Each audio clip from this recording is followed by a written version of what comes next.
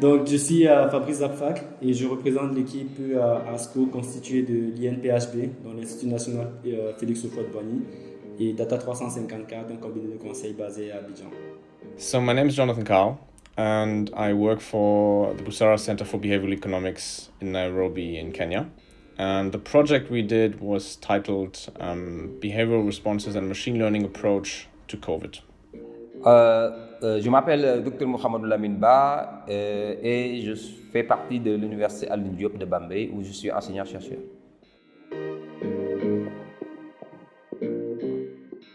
Notre projet intitulé ASCO pour analyse des réseaux sociaux dans le cadre de la lutte contre Covid-19 et il visait notamment à aider justement le gouvernement ivoirien à récupérer les informations issues des réseaux sociaux, en l'occurrence Facebook, Twitter, et ainsi en extraire les différentes opinions des populations, les avis des populations, par exemple les avis liés aux différentes mesures gouvernementales, afin de mieux cibler les différentes mesures, les différentes politiques dans le cadre de cette lutte contre la pandémie.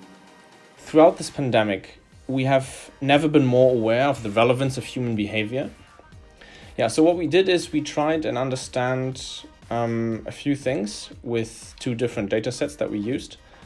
First, a very large-scale longitudinal survey data set where we tried and track knowledge, attitudes, and behavioral responses to COVID and their interrelations. And then in the second data set that we used, that was a Twitter data set where we scraped hundreds of thousands of tweets that were posted throughout the pandemic, related to the pandemic in Kenya.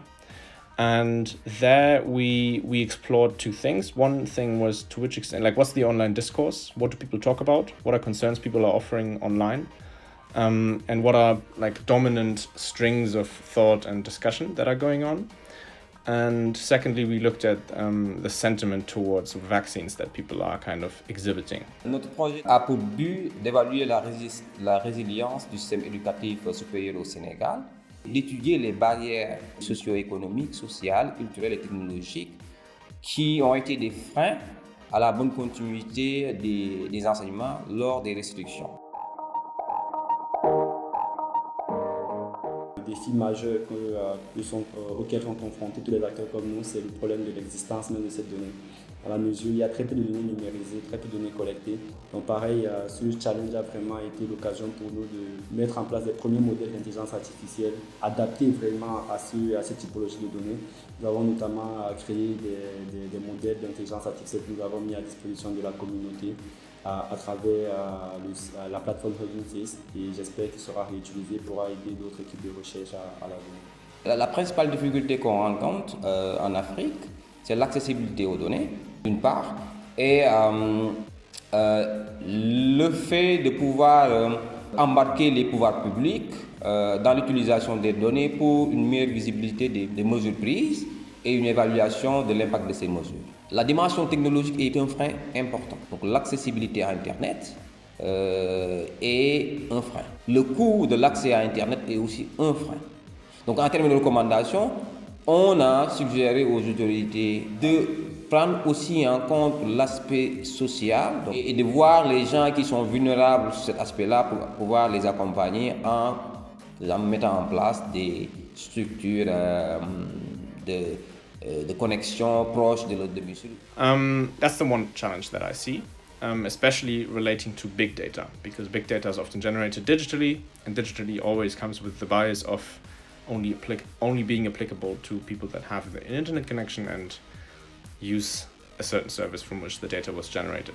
Because, as I think we all know, not every member of society is on Twitter, which then introduces bias into the data to people that A, have Twitter, and B, have access to the internet and know how to use the internet, right? Which skews the picture we might draw with that data and which disables us to draw an adequate population inference. The second thing, however, also is availability, quite simply. On many social issues, we don't have appropriate data. And when I say we don't have appropriate data, I mean we either do not have data at all, and we just don't know about the subject of issue. But also often we have obsolete data. So we have data that was maybe collected in 2010.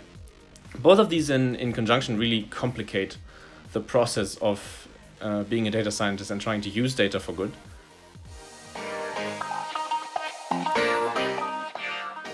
L'avantage de ce projet, c'est qu'il a abouti sur la création d'une vraie application utilisée par le gouvernement ivoirien à travers le CICG. Et donc la suite, en fait, ça reviendrait à continuer à travailler avec eux pour améliorer la solution de façon à ce qu'elle soit davantage utilisée. C'est de bénéficier encore de l'accompagnement de l'AFD et de GovLab pour pérenniser les acquis du projet et aller au-delà. Et aussi l'impact national et sous-régional qu'on souhaite avoir à travers ce projet, que ça puisse se réaliser. There, I think we need to do more research. That's something I look forward to in the future, working on problems like this, because these are of great importance and these need to be fixed. We need to understand what is the extent of the problem. That's something that I hope to work with in the future.